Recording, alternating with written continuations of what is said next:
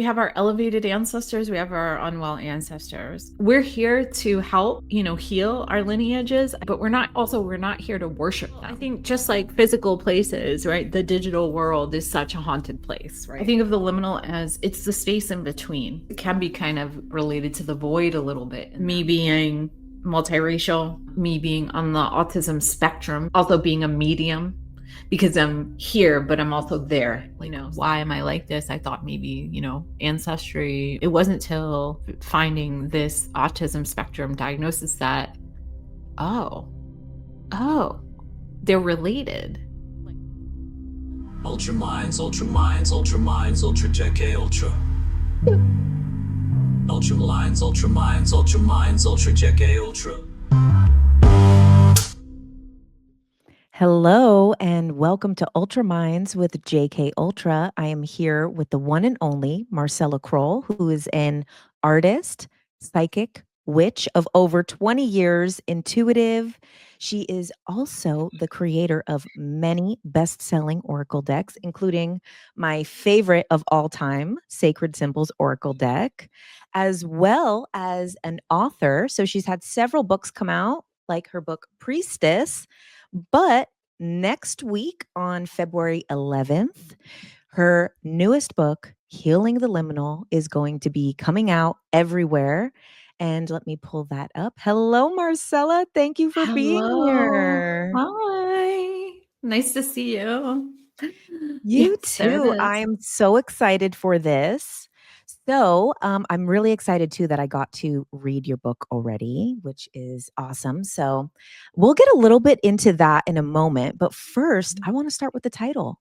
Can you explain to people what is the liminal? The liminal, I feel like we're hearing more of that word now than ever before. I think of the liminal as it's the space in between. It's undefined. It's that moment, you know, where we're kind of floating in the ethers. It can be kind of related to the void a little bit in that way, but yeah, those spaces in between that have no definition. In the book, I actually I have in front of me. I got my author copies, which is really exciting. I have actually their like web dictionary, like kind of definition of the liminal in here. And it's of relating to or situated at a sensory threshold, barely perceptible or capable of eliciting a response, being an intermediate state, phase, or condition, in between, transitional.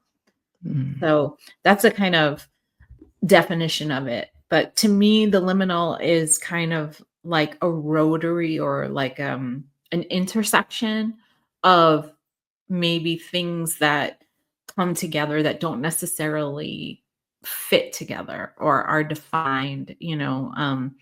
So for me, the liminal is me being multiracial, me being on the autism spectrum because it is a spectrum, also being a medium because I'm here, but I'm also there. So I think anyone who's had a near-death experience also experiences liminality in that way, that they're never fully here or there, but they're everywhere at once. I love that. And so it was interesting, like my kind of interpretation of the liminal is kind of like thinking of like astral spaces and astral planes, but I love Yes. how you brought it into like the real world too, that you can also be a person that is existing in the liminal here in the physical because you're not fitting in the different boxes. Right, exactly. Or you like kind of float around, people at the fringes, at the edges of things that aren't really defined by one thing. So. I love that. And so in the book, what's awesome about it is that you have a lot of personal stories, which, I'm very familiar with your work. So I know that you actually haven't shared a lot of your personal stories publicly, but you also have practical things that people can do. I'm going to pull this up as well. But can you tell us a little bit about kind of what journey the book brings us through? So the premise of the book kind of started with an idea of a class. I wanted to offer a class for people who felt like they wanted to offer reverence and healing and find connection to ancestors and guides and magic and all of those things, but maybe didn't fit into a tradition, but didn't want to be disrespectful, right? So it started as a class where I showed people ways to connect with, like, by using my own journey essentially. And the things I did, it's not a perfect system, but the things I kind of pieced together and also kind of came up with creatively to help myself through those process. And then from there, it became um, a book. It, was like, okay, let's create. There's no books out there. There's no manuals out there on how to do this. Like, let's try and make something tangible for people. And also to have bigger reach, so initially I thought, okay, like, I don't want this just to be like an instruction book or a workbook. I wanted there to be a storytelling aspect and a creative aspect, because I do think we learn through storytelling. I mean, storytelling is ancient art form, oral traditions.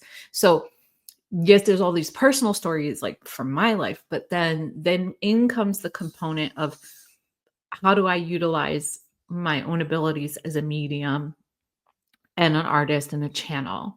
So I decided I also wanted to tell parables, which are stories that have kind of a lesson or a theme through them. So I decided, I'm going to channel these stories of my ancestors. And so there are quite a few stories that are told from the first person perspective, or they are directly related to an ancestor of mine because of myself getting into that channeling state. There's also stories of other worlds and anything that could be considered living in the liminal space, including past lives, parallel lives. Yeah. So I feel like, I just didn't see anything like this out there. And I've never done anything super traditional, so again, it needed to be like a hybrid of things, even I did all the artwork in it. And even that is like, I felt like there needed to be all these elements because we are so multifaceted as people. And I didn't want it to just be, academia, just fiction, just sci-fi, So you always have had this amazing ability to be really like a way shower, a trailblazer, starting with your decks, now, and we love it. Everybody, making their decks, but really Sacred Symbols was one of like the first decks that I remember kind of seeing in a store and being like, oh, wow, like this is like someone's creation here. And, Oh. and it's so beautiful, like your art and everything. So one thing I also really love about everything that you do is that it's very like concise but potent. Like you Mhm. don't need to overdo, to prove anything, which I love. Like your art can be simplistic in a way, but so Mhm. potent and it's so you. And when I see your work, I Right. know that that's you. And that's what's Oh, great is that you thanks. have this like distinctive style. And then also, in your decks, the booklets that come with them. I was just using it with my friend yesterday. We had like several decks that we were using, and we were Mhm. just like, we love that Marcella gets to the point, because sometimes we read these oracle books and they're like 3 pages of repeating the same message that it said in the first paragraph, and we're like, Well, it's like, I mean, it's kind of like a double-edged sword. Like some people, I'm sorry if you're hearing my dog being crazy right now. She's trying to get my attention. Um, can you please stop? She's trying to chew the cord. Okay. It's kind of a thing where it's like people kind of like they like it or they hate it. And I've definitely heard people who have been like, it's so boring, it's simple, it's this, it's that. And I'm like, the point of the work that I do, all right, first of all, too, like even with like the drawings with Sacred Symbols, I do everything predominantly by hand. So like I hand draw everything kind of like with a little pen, it's kind of crazy. Like, and it's about putting intention and things like that into the art, right? So simple, it might look simple, but it wasn't simple, to Mhm. create. Um, the thing with like, I've taught tarot for teens for 14 years with the Los Angeles Public Library. And, one of the things that really struck me about teaching people is giving them the tools to find their own voice. And when you give people all of your information that you think about something, what something means, it's like, and they don't have the agency to kind of find their own meaning with it. So the reason why the booklets are so simple, or maybe they're just key words, is because I want you to exercise your intuitive and creative muscle. I want you to be inspired and have things to, like, prompts to jump off of. But this way you're empowering yourself by finding your own connection. Because the card might mean something to me and your relationship might be something totally different, And it also gives you, again, it gives the reader or the person working with them, again, their own agency and responsibility with their intuition and their creative output. It gives them confidence, right? Like, if I pull the trust card, I have a relationship with this card, but you might have something completely different, So anyway, and I always say, go with your interpretation. Don't just go with what the creator's interpretation is, right? So, yeah. I love that. And they're so potent, all of your stuff. So your decks, healing the liminal, it's very potent. So one thing also that I really have appreciated that you spoke about in healing the liminal and in your work in general, we had a conversation about this once. I had seen a lot of people on like TikTok kind of almost like weaponizing their ancestors of being like, don't comment in my comment section or my ancestors are gonna get you. And so I Yeah. had texted you once and I was like, "What do you think about this? Like, what do you think about people kind of like using their ancestors in this way?" And you actually were the first person to ever introduce me to this topic. And I'm so glad that you go deep into it in your book, is that there are unwell ancestors Yeah. and kind of your healed and your unhealed ancestors. So can you get a little bit into that? Well, I think, we have our elevated ancestors, we have our unwell ancestors, and I think they're all very, like, it's important to have a relationship with all, because I think sometimes people like to forget that they don't have always the best ancestors. It's kind of like they idolize and worship kind of the elevated ones, and some of us have, most of us have both, and I think, and we're here to help, heal our lineages, I think, and we're not trying to make them perfect. Um, but it is this but we're not here to worship them either. We have to be our own beings. We have to become, good ancestor, be a good ancestor, like that kind of thing. So even though, yes, I have maybe some ancestors that bring me a lot of pain or maybe discomfort because I know what they did, um you know I might not be inviting them to certain things. And I don't know, like, there's so many relationship, the layer of relationship that you can have, right? I think one of the things I talk about in the book was like having to create boundaries with them. you know Mm. they're not all good or all bad, and your unwell ancestors, they're there to help you. They're there to protect you. They might be, not the greatest, or may not have been the greatest people. But also they're not here to do our bidding. I think yes, there are, it's rapport, it's a relationship that you have to like layer and connect with. And um it's about having an appropriate amount of healthy boundaries and connection with them. So I think that, yeah, there's so many things I could talk about with it. I think yes, your ancestors can protect you. Absolutely. But I think, the drama of like TikTok and stuff like that, there is a lot of things that are some like kind of blown up, and I'm going to get this one after you, come for me, and I'm like, but I have seen cases of where my ancestors, have come to my aid, not because I commanded it, but I felt their presence. felt them come in.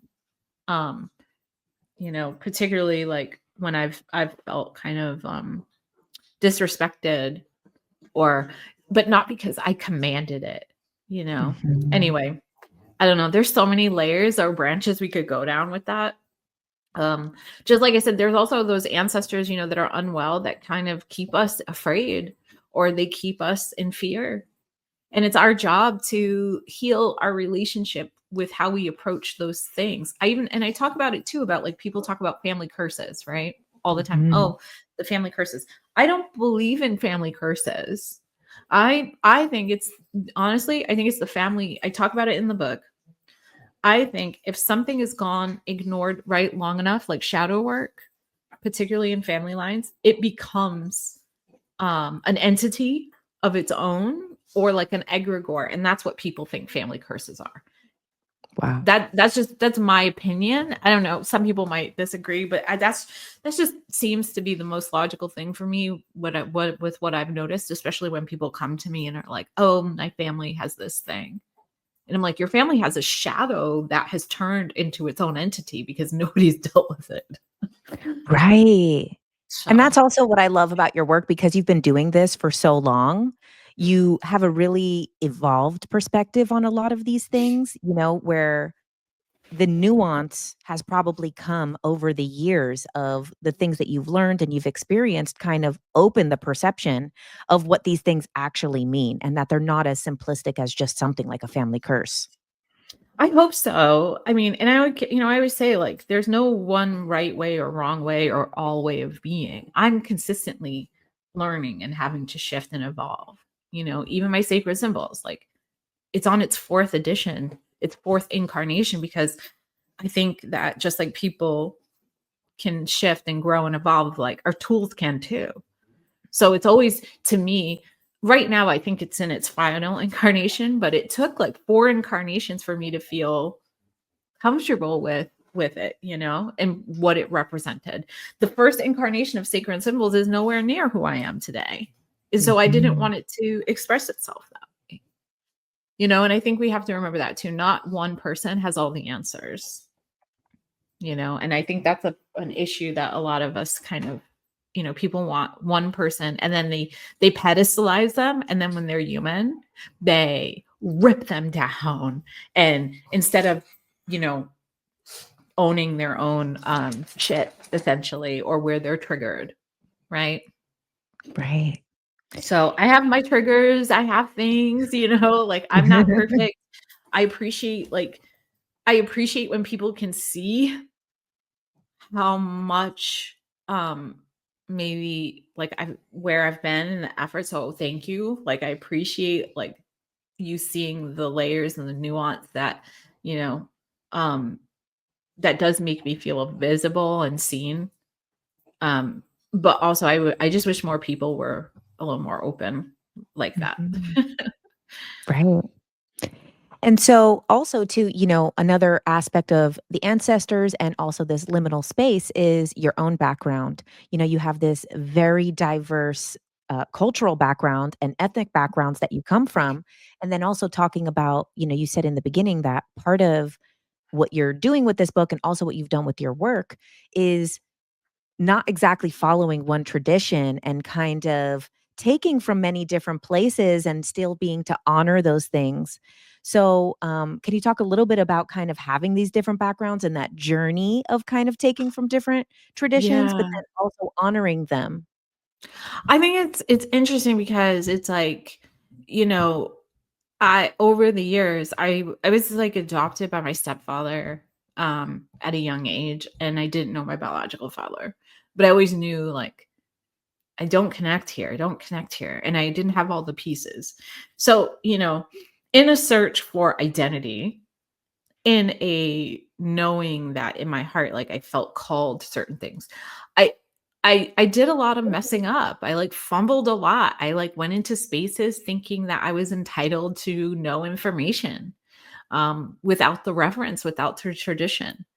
But then, y- there was also like people along the way who were kind to me and politely corrected me, and then there were people who were deeply offended and told me to get lost, "What do you want?" or suspicious, and that's fine, but I also, like, I was always seeking, like, even as a young girl, I would, like, I would invite myself, I'd ask my friends if I could come to, like, their different religious practices. I remember being, like, in elementary school, being like, "Can I come to your Bible study?" To my friend whose family was Jehovah's Witnesses. I have friends who are Jewish, I'm like, "Can I go to your temple?"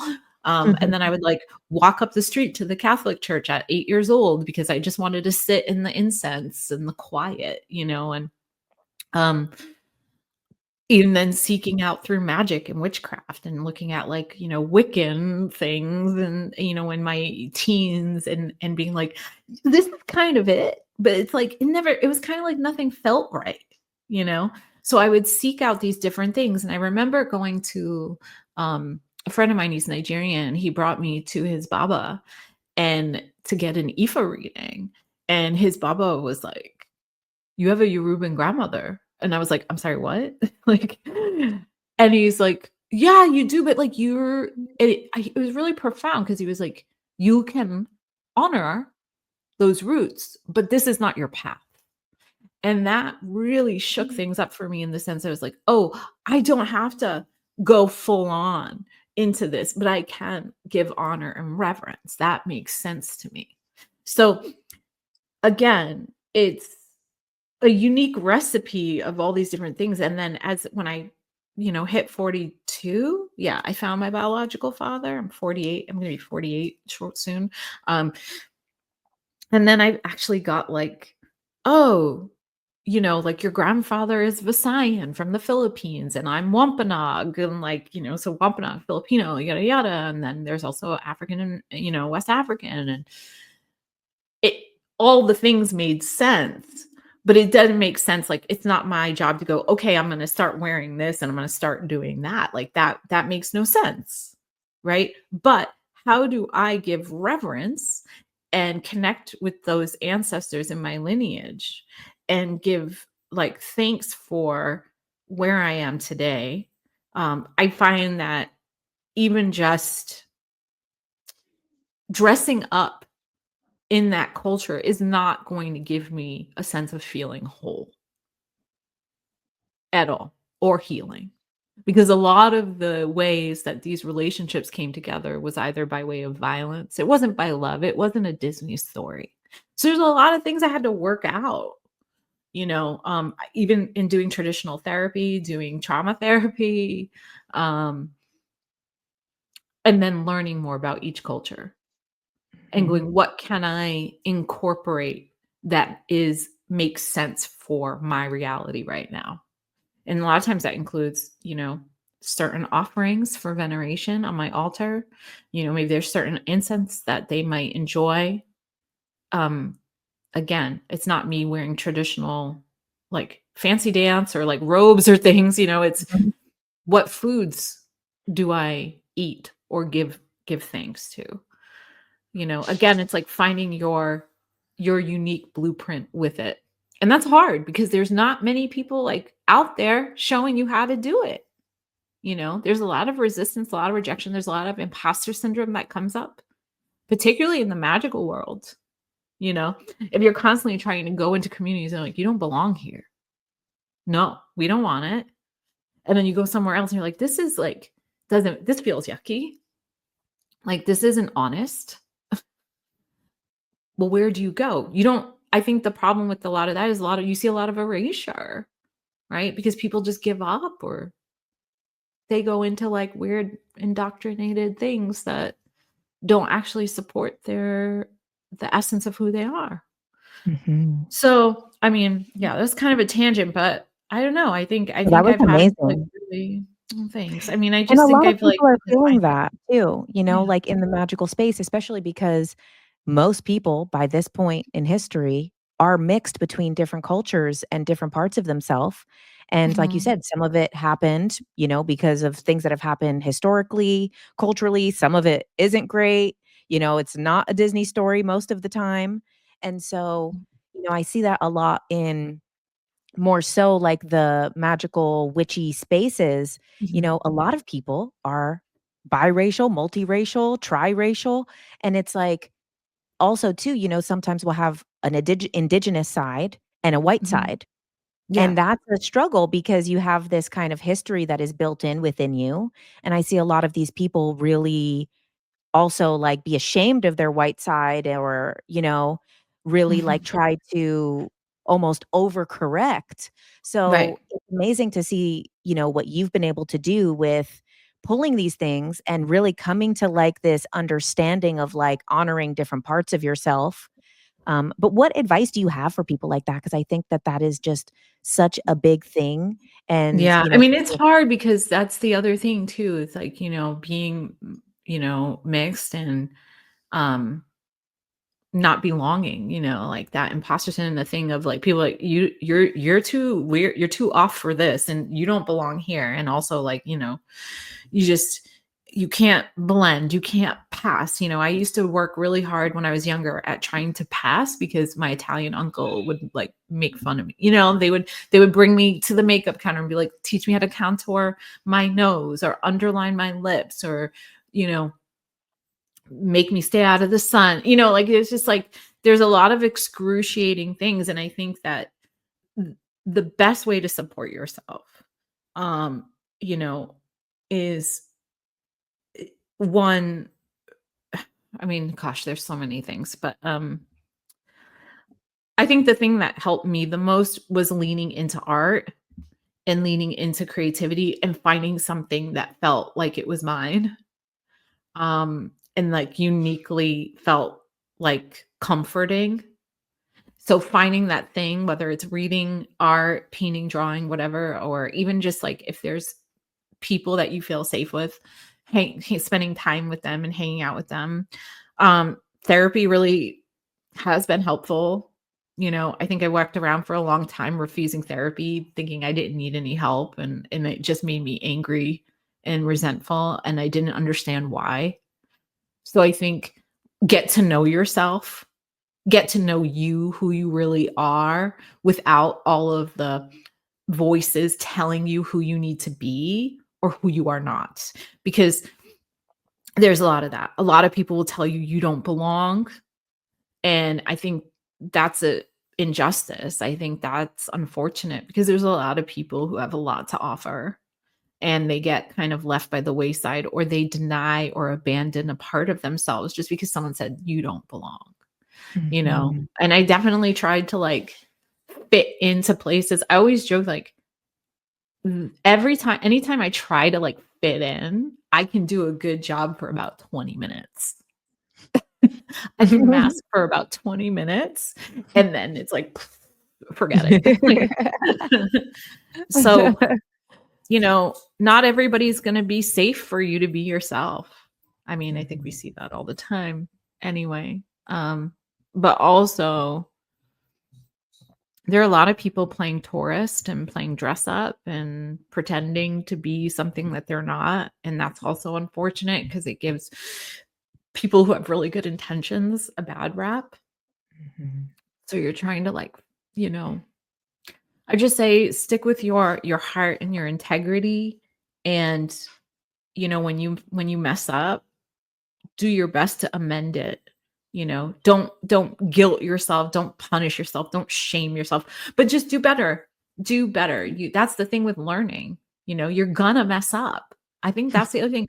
We don't give people like room to mess up without like Right. trying to tear them down. I've messed up plenty in my journey, in my search and how to do this correctly. And I'm still doing things wrong. It's called being human. So why do we have to tear people apart to shreds because they made a mistake? I mean, ultimately, if it's unethical and it's like over and over and over again, it's intentional. Yeah, obviously that person's got some, maybe there's some things that we need to be checked. But I think there needs to be more calling in than calling Mm. out, you know. Ooh, wow. I love that. Yeah. We'll So see. I hope. there's another yeah. There's another, aspect to this too is also then, like, the past life stuff. So you Yes. have some stuff like that in the book, and that's also some things that in the liminal space, but then, Mhm. you can have you have your physical human self, which is from all of these different maybe cultures and places. Mhm. But then people also have this past life experience or other side of some sort experience that maybe Yeah. links them to different cultures and things too, which makes it a little bit just not, black and white really. Because then what if, you have a past life in Egypt or a past life in India and you feel very connected to these things? This is where it can become an issue though, because, like I've seen it with like, oh, I have a Native American past life, so I can wear this. And it's like, no, no, you don't. Like, you can't. This is not your life today. You can have an appreciation. There's a difference between appropriation and appreciation, And I think, and even still, you can have a past life connection, you can have reverence, but you don't take it and consume it. And if you were meant to live that life again, you would be. So Mhm.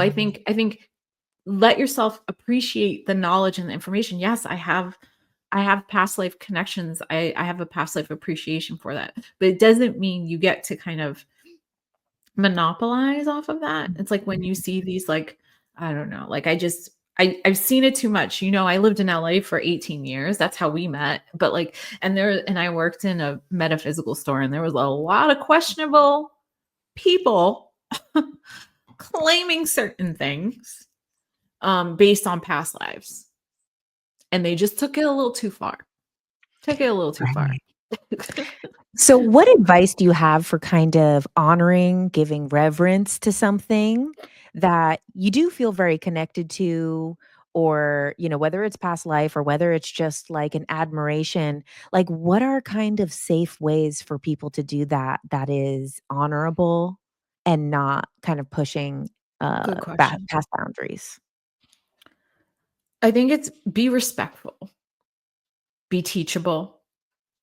Um, like with people with like, say for like native like art and jewelry and stuff, like buy from native artists. Like don't recreate. And it goes against the law anyway to like recreate and then try to profit off of it. It's like the same thing with people who are like, I'm gonna go do a weekend retreat and I'm gonna do this and I'm gonna maybe buy like, like a how-to kit for, to do this ceremony, but they've never done like an actual ceremony with an actual traditional person. Like, Mm. like where the lineages come from. Because I see it all Mhm. the time, and I saw it a lot in LA, and I see it here in Arizona too. People like, well, there's no reverence to where things come from. So educate yourself, learn customs and respect, and ask how you can give back to those communities. If that's the case, you like let yourself be. People like to show up a lot and be like, I'm here. They think we live in a culture where people think that just because we showed up and we said I want this means we should get it. And I don't think that's the right way to approach anything. Even when I was traveling and going to Egypt and like going to Scotland, even all these places, you are a visitor, even with the land, right? And I could see the difference in how the energy was or how things would unfold based on how we would engage, or I would see other people engage, right? I would see some tourists show up and they would be so, I'm here, and taking all these influencer pictures and doing all this stuff, and then wonder why things were going wrong or haywire. I'm like, you have no reverence. You're just taking. So maybe that's the thing, is we have to stop being a bunch of parasitic takers. Mhm. And And I that's think it's that's through the the key. authenticity, right? Like, so it's like sometimes people can kind of do the reverence, but it's a little bit performative. And it's Right. kind of, it doesn't even need to be like a gesture, Yeah. even. It's like you can tell when people are genuine and Mhm. genuinely appreciate and are sincere about it. And then people also then, when it's like even like performative reverence. So it's really, it's this fine line. And of course, I think with the whole world kind of becoming more of a melting pot than it's ever been, these Mhm. are the transitional stages that we're in right now of like finding out what is the right path with this stuff. Yeah. Everything is, especially with the internet, getting mixed from everywhere around the world, information wise, culturally, influence. And it's kind of like we're in that kind of rocky stage right now of figuring these things out, because before you were only within your geographical community. Right. Yeah. No, and that's true. And there is so much access and knowledge and information, but knowledge should be power. Mhm. Like knowledge, I think the more you learn shouldn't be like the more I learn, the more I take, you Mhm. know. Um yeah, it is a balance. And like, yeah, it's like you said, it doesn't mean like even the overperforming, the fakeness, that doesn't fly either. That's fake reverence doesn't. You have to have sincerity, you Mhm. know. You have to have sincerity. Yeah. So let's talk Oh. about another one of these kind of liminal spaces. So I, knowing your journey and knowing you for a long time, when you got diagnosed with autism and being a neurodivergent person, this is also another thing that is balanced a lot within these magical and witchy spaces and intuitive spaces, psychic spaces, because there's a huge overlap in a lot of it, where a Uh-huh. lot of people who have these gifts also would be considered neurodivergent on Mhm. uh, a mainstream definition of what that is. So, can you explain a bit of your journey with that, and also, maybe some advice for people who have always felt like, "Oh, I'm weird, I'm a witch, I'm this," and then now also they're like, "Oh, wait, but then I'm also, I guess, autistic as well." Right, right. I mean, I'm late diagnosed. I was diagnosed in 2019. I kind of always felt different off, but I that's why I was always searching, right? Like, why am I like this? I thought maybe, ancestry, all this stuff, the things I would hyper focus on.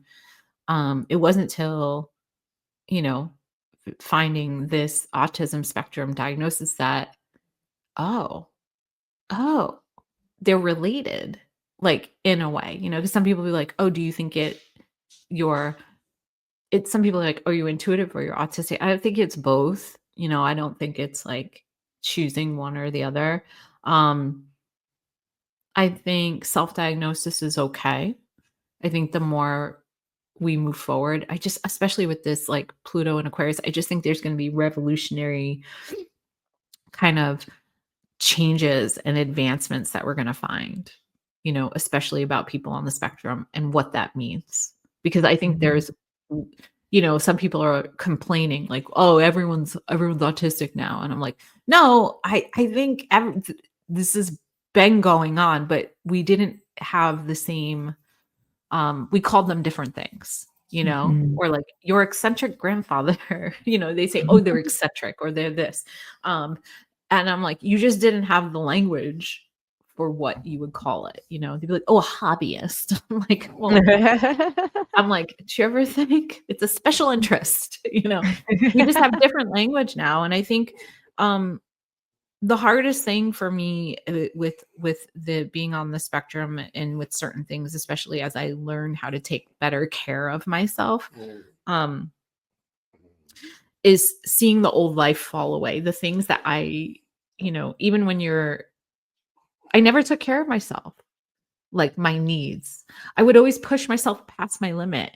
And I think that's the biggest thing you can do for yourself is, you know, also if you are newly diagnosed, or one of the things I think that people might go through, and I think definitely think I had to go through almost like a grieving period of who I had to grieve who I could have been had I gotten the support and the care, like Mm, had I known. right. There was a lot of grief that came up, with going, "Oh my god, there were all these times where these things happened, and if I had understanding or support or a little even compassion for myself," because I would beat myself up like, "Why are you like this? Why are you not normal?" Like, and not knowing. Please stop. My dog is biting my arm. Please stop. She's like trying to get my attention. So I'd say, like, let yourself grieve, but also, like, give yourself, people used to be like, oh, you're so high maintenance, you're this, you're that, or I would have meltdowns because I was overdoing it. And I think just like anything, it's like we really, yes, we need to be about each other, but we also need to figure our own shit out. We need to figure ourselves out, like what we need to support us and love ourselves enough to ask for what we need, And I think there's such a fear sometimes of being alone or rejected or abandoned on this journey as humans that we say yes to a lot of things that or agree to a lot of things to stay within the herd because we are so afraid of being alone. And I'm telling you, I've never felt more alone than when I've been in like crowded spaces with people who are supposed to be my friends that don't get me at all. And I'm just like breaking on the inside, but I'm surrounded by people, so I must be happy. And I think that's not true. So if you need alone time, you need to like do these things to support yourself, like don't punish yourself, for needing that space to be the best version of you. I don't know if that helps, or again, No, it's I another love that.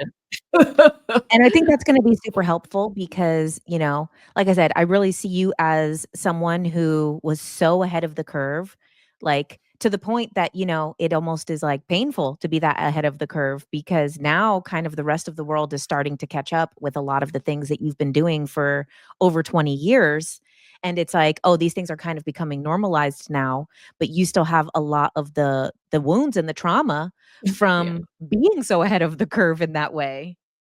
Well, yeah, I mean, I used to get like, you know, made fun of ruthlessly, by some of the same people who are doing some of this stuff now. And then, or even like I remember in the early, like, I don't know, it was like 2008, I was doing like events, like pop-up events. I was still working a cafe job, but doing readings. And I remember being set up at the Rose Bowl or like out back of a cafe and being screamed at and told I was going to hell.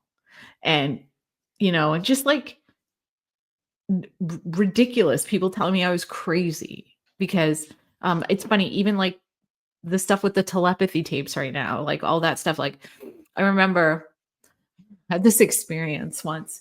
I've always believed in telepathy, but everybody told me I was nuts, And then I had an experience with the cafe I worked. I just quickly share this with you, but I remember working in this cafe and there was a girl that used to come in and she was always late. She was always a mess, all this stuff, right? Anyway, I'm trying to leave because I would work in the morning and then at night I would go do readings on the back patio of this other cafe bookstore.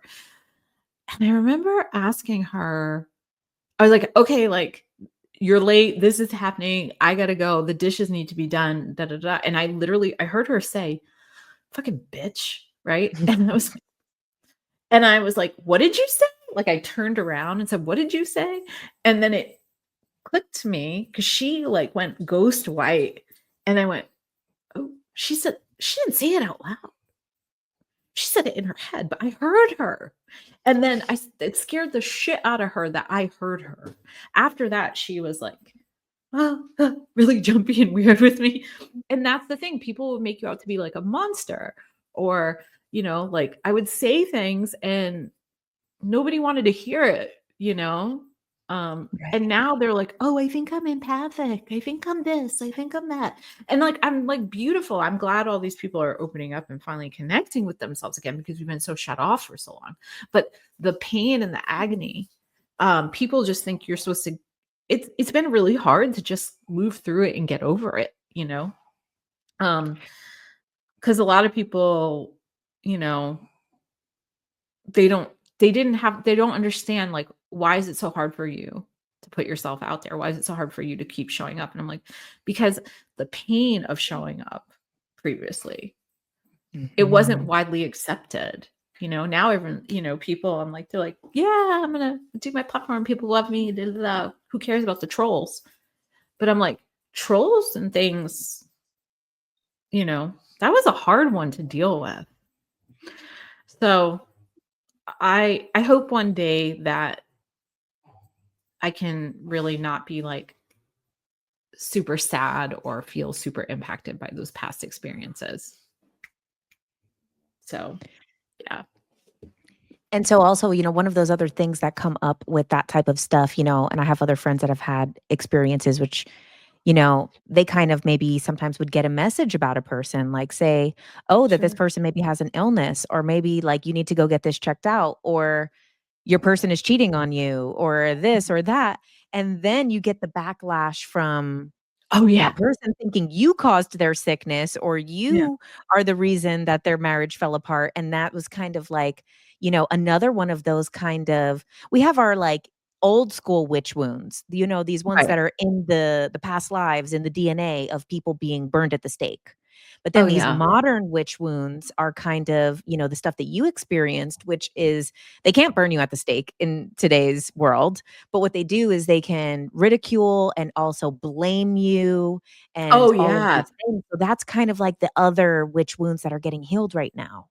Right. Well, and that's the stuff that would happen. Like I talk about it in the book, like things that would come up as a kid. I would say things and it would just like, it would be like, like the wrath, from my mother or like, um, or people even I've dated. I've been like, I remember my ex was like cheating on me and I saw it, like I felt it. And I was like, and I brought him there, like they accused me of being like, looking at their stuff or something. Like it was just like, there was like, and just people will tear you down or it's scary. I even said it was a long time too. I'd be like, I can't do this. Like even people like, oh, you should do more public stuff. You should more this. And I remember literally coming out of my mouth saying, they'll kill me.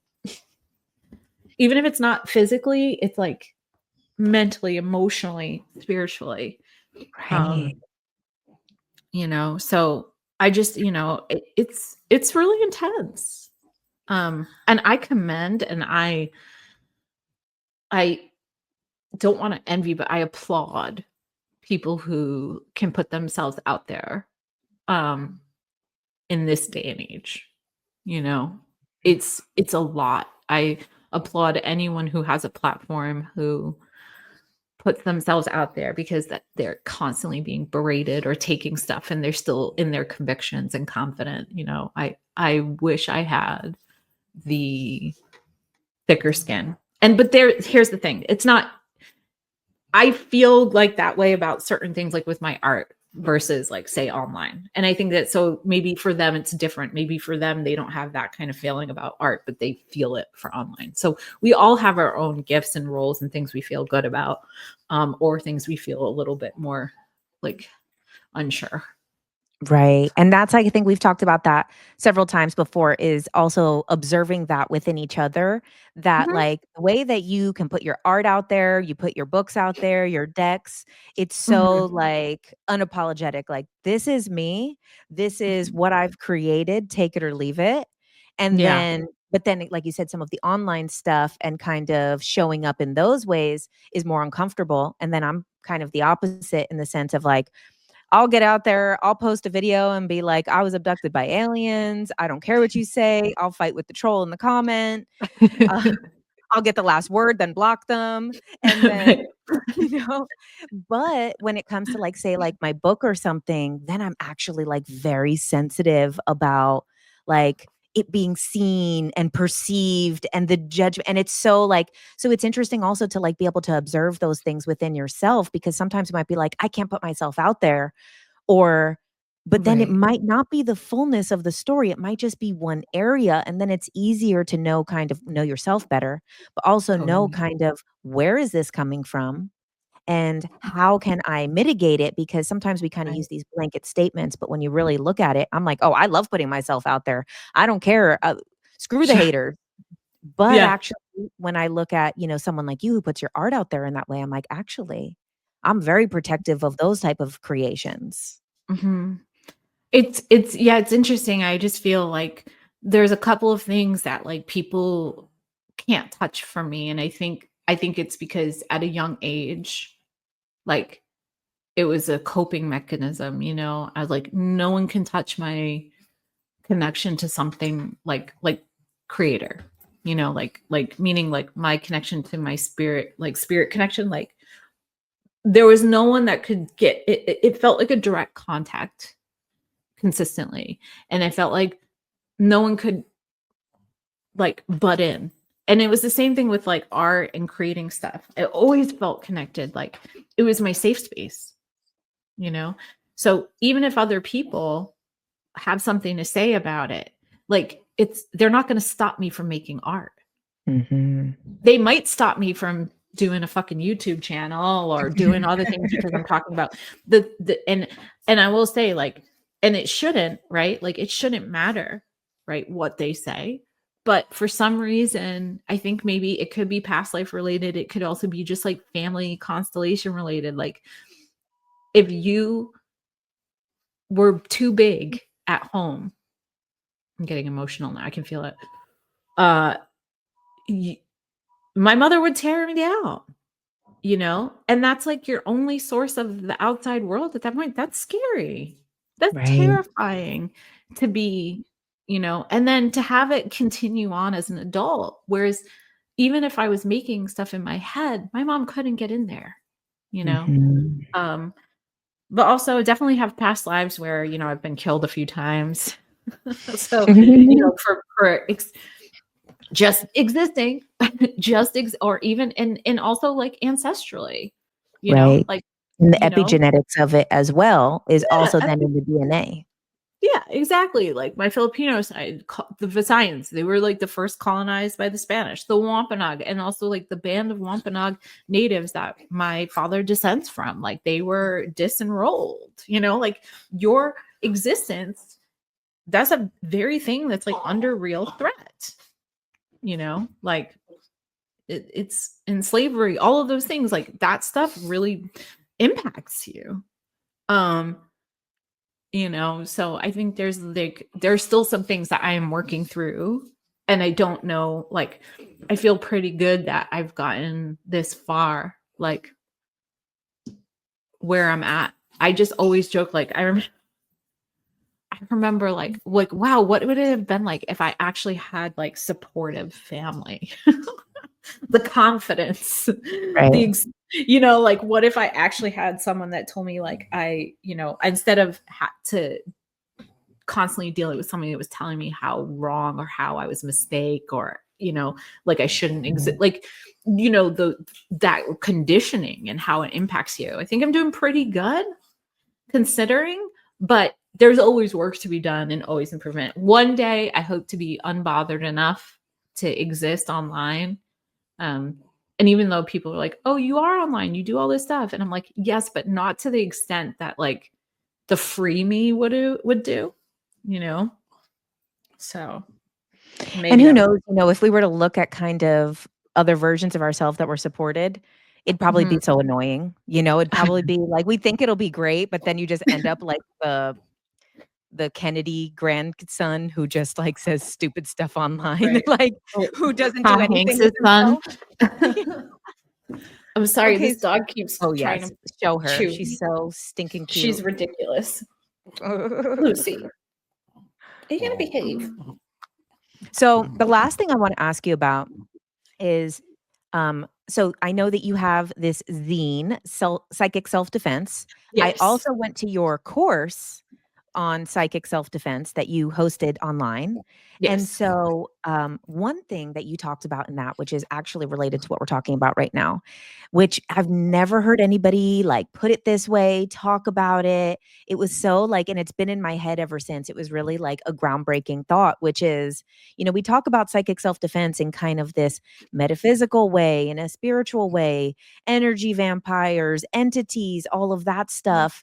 But one thing that you discussed was the internet and social media. And you kind of compared social media to almost like a haunted space in the way Yes. that like, kind of like, and like say something like the Cecil Hotel, who's kind Yes. of like this crossroads, liminal space between the Yes. physical, the non-physical, and how there's kind of ghosts there and entities there and portals there.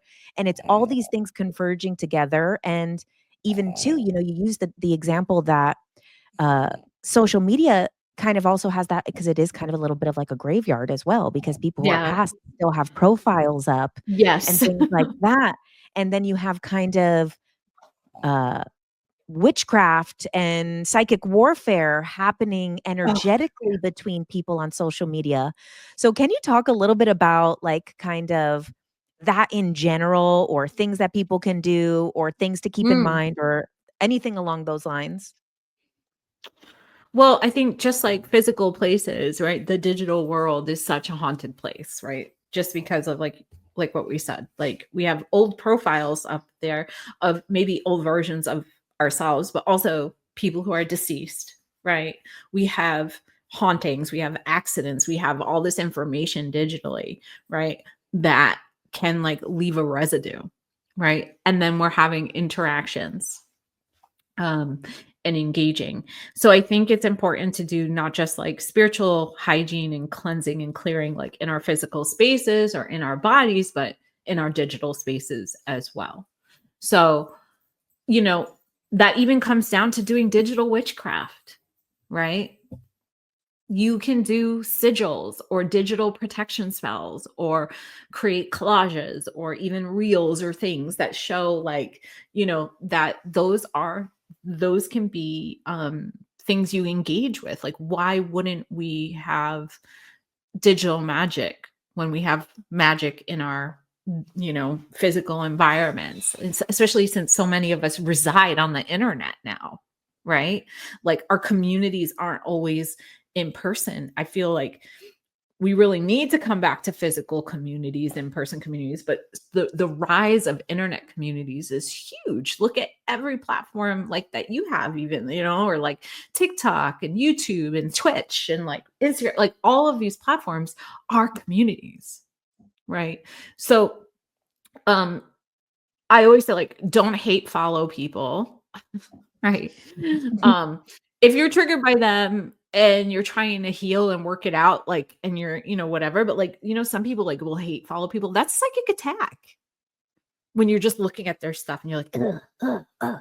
That negative energy, how we present ourselves, what we're putting out there. We can pick things up through our screens. Entities can go hopping around. You might believe it, you might not believe it, but I've seen it.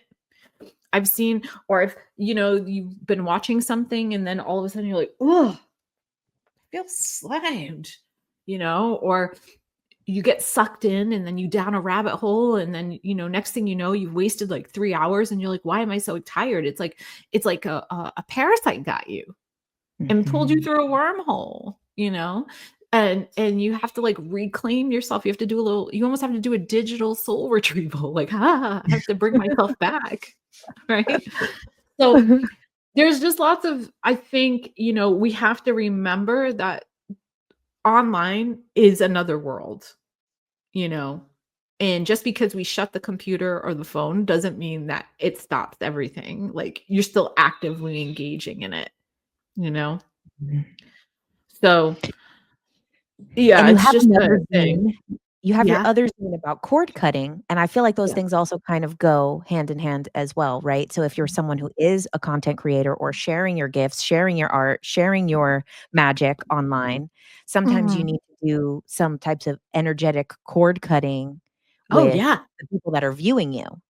Oh my god, yeah, because the thing is people, even if they're watching old videos of you, I've had this happen too recently where I was like, "Why am I feeling so depleted?" It's like because people are watching old videos and they're cording and attaching to your image, your energy. So you wanna even make like, you can make a digital ward for your, for yourself, for your space, for your online presence. You can make a sigil that cuts cords or clears energetic hooks or attachments between you and the viewers. It's not harmful. It's just having healthy boundaries, healthy boundaries in the physical and the etheric. And cutting the cord, I made in 2015, and I want to remind, it's a zine, it's a pamphlet, it's not a literary great. It's a literally just basic tools, and it's the same thing. The psychic self defense zine I actually made this year, or 2023, based on the class that I teach, of the same nature. So you would have something to reference to go to. Again, I think like anything, if you, not one thing is the answer, but there's multiple ways you can go about, clearing and shielding your energy, including and especially digitally, whether it's the use of icons or certain words or phrases or imagery, even songs, frequencies, using those in your posts or on your profiles, or all of those things kind of can contribute to helping keep the spiritual hygiene clear on the internet. So Marcella, thank you so much. As you know, not only are you a dear friend, I'm such a fan and admirer of you and your work. Everybody, Healing the Liminal, coming out on February 11th. You can pre-order so that you get it right away.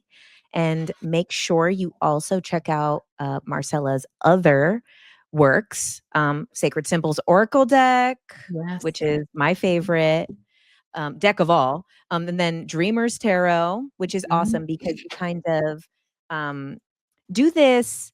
I mean, now, we have this kind of non-binary term, but I feel like early on when you did this, that was kind of not as much like a focus. And it was like really like removing the gender from tarot and making them more archetypal in that way.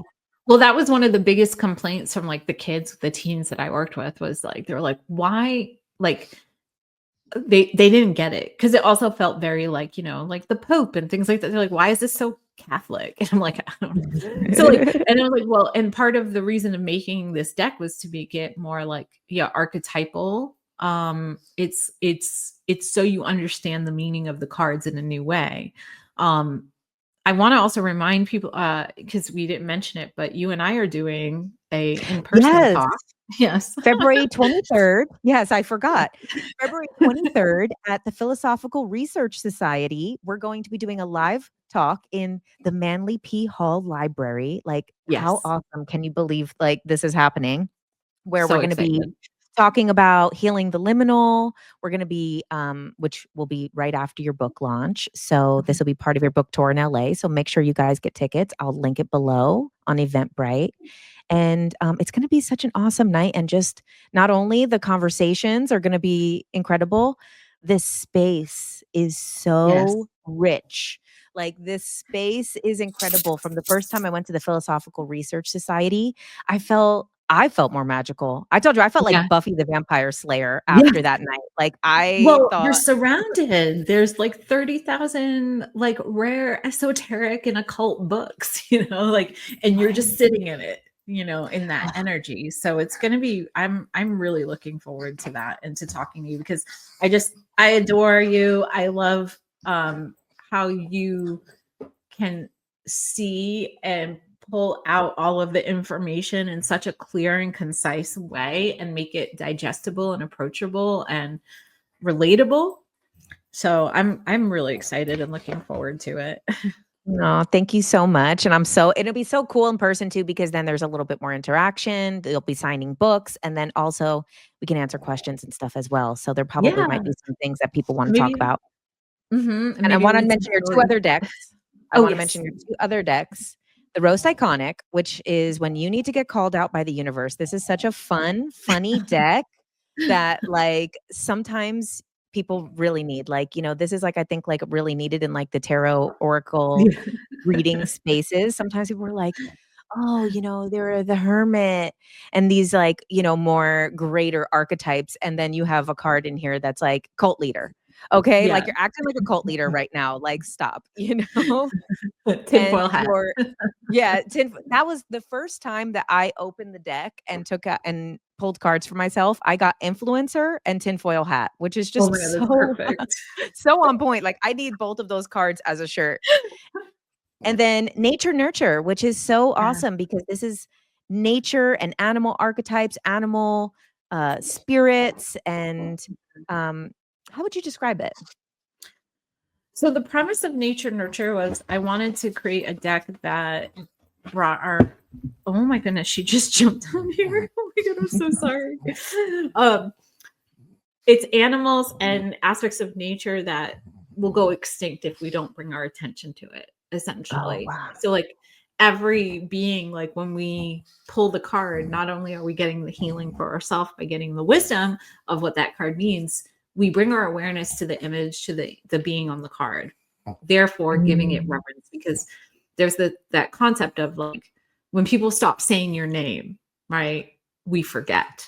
And that was the premise of that deck, was like, I want us to not forget the beings and the energies in these places, so they continue to exist. They continue to get our attention, keep us in the Beautiful. bigger conscious reality, you know? So, Right, beautiful, and it makes sense too, like, because you have animal archetypes and stuff like that but then you also have, like, the wild woman and things like mhm. the desert and The hungry places. ghost. Yeah. Yes, like, so Mhm. that's really cool of now I nature nurture to, like, nurture these things as well. We're nurtured by them, and we're nurturing them by still honoring Mhm. them. Right, by remembering them, by remembering their name, by remembering their existence. So, So to support Marcella, of course, you can get the book, Healing the Liminal, or any of her decks, but even more so, she's always doing classes digitally. So you on Instagram, you can follow her and make sure that you're keeping up to date with that. She does the psychic self-defense class. She does timeline jumps, quantum leaps, past life regression classes. You also do different things for developing your creativity more in yes. your spiritual sense. So keep up to date with all of Marcella's classes. And do you have anything coming up soon in the next month? I know you have Well, tons of live I would events. yeah, I have a bunch of live events for the book tour. If you go to my website, marcellakroll.com, all of those dates are there. I do have an online timeline jumping class coming up in March. I think it's the 23rd. Everything's posted on my website. Also, I would say like sign up for my newsletter, because that is definitely a way to also hear what I got coming up. So Awesome. Well, Marcella, thank you so much. thank And you. thank you to Lucy, the dog, as well, The for being snorter our dog. second guest.